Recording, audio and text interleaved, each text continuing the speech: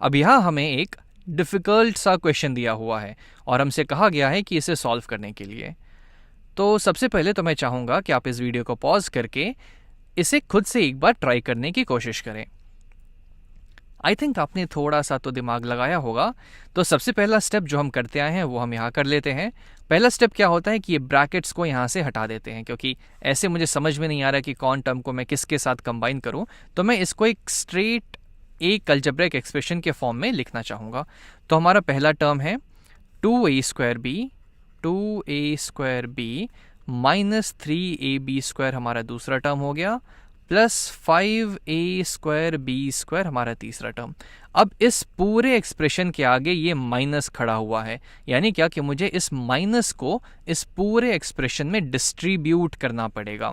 यानी कि ये हो जाएगा minus of 2a² minus of 2a² minus of 4a² minus of 4a² minus of minus 5b² यानी कि प्लस ऑफ 5b²। अक्सर इस क्वेश्चन में जो गलती होती है वो होता है इनके पावर्स को ध्यान से देखने में, क्योंकि हमको लगता है कि ये और ये एक जैसा है, लेकिन अगर आप ध्यान से देखें तो ये दोनों एक जैसे नहीं हैं। यहाँ पे ये a² भी है और यहाँ पे ये ab² है, तो ये दोनों बहुत डिफरेंट है। अगर इस गलती को आप ध्यान में रखेंगे तब आप और कुछ इसमें गलती नहीं कर सकते हैं। तो बस इस गलती का ध्यान रखिएगा। अब हम यहाँ पे लाइक टर्म्स को कंबाइन करते हैं।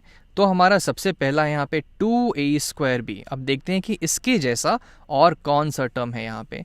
तो यहाँ पे इसका वेरिएबल पार्ट है ab², लेकिन यहाँ पे a²b, तो ये तो इसके जैसा नहीं है।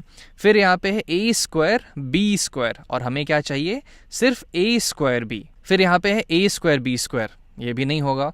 यहाँ पे मुझे दिख रहा है a²b इसका वेरिएबल पार्ट, तो ये और पहला टर्म एक जैसे हो जाएंगे। यहाँ पे भी है a²b और यहाँ पे भी है a²b। अब दूसरे टर्म पे आते हैं। यहाँ पे है माइनस 3ab²। अब क्या ऐसा कोई टर्म है यहाँ पे? तो यहाँ a²b² है, यहाँ a²b² है, यहाँ सिर्फ b² है, तो इसके जैसा तो कोई टर्म ही नहीं है, तो ये तो अकेला ही रह जाएगा। अब है यहाँ पे 5a²b² प्लस 5a²b², और ठीक उसके बगल में उसी के जैसा टर्म है माइनस 2a²b², तो ये दोनों लाइक टर्म्स हो जाएंगे। और हमारे पास ये अकेला टर्म बच गया बेचारा यहाँ पे 5b² प्लस 5b², तो इसको हम अकेले ऐसे ही रहने देते हैं। तो बस हम जल्दी जल्दी अब सारे लाइक टर्म्स को एक साथ लिखते हैं। तो हमारे पास हो जाएगा 2a²b ये वाला टर्म, फिर माइनस 4a²b, ये दोनों लाइक टर्म्स हो गए। फिर यहाँ पे है माइनस 3ab² जो कि अकेला है, माइनस 3ab²। फिर आते हैं ये दोनों टर्म्स यहाँ पे लिख देते हैं, प्लस 5a²b² माइनस 2a²b², और फाइनली लास्ट में हमारे पास है ये 5b² प्लस ऑफ 5b²। अब हमें क्या करना है, इनके कोफिशिएंट्स को कंबाइन करना है। तो हम एक और स्टेप यहाँ पे लिख लेते हैं जिसमें हम शो करेंगे कि हम उनके कोफिशिएंट्स को कंबाइन कर रहे हैं, ताकि और क्लैरिटी हो जाए, हम अच्छे से देख पाएँ कि हम एक्चुअली में कर क्या रहे हैं। तो ये हो जाएगा 2 माइनस 4, इनके कोफिशिएंट्स को हमने कंबाइन किया, और वेरिएबल पार्ट चूँकि सेम है तो वो तो हम वैसे का वैसे ही लिख देंगे a²b। फिर माइनस 3ab², इसमें तो हम कुछ कर ही नहीं सकते, तो ये जो का त्यों आ जाएगा।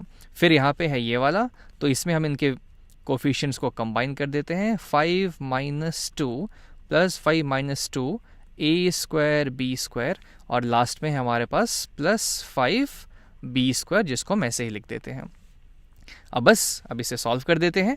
तो हमारे पास आ जाएगा 2 माइनस 4 यानी कि माइनस 2a²b, माइनस 3ab² तो ऐसे ही आ जाएगा यहाँ पे, माइनस 3ab²।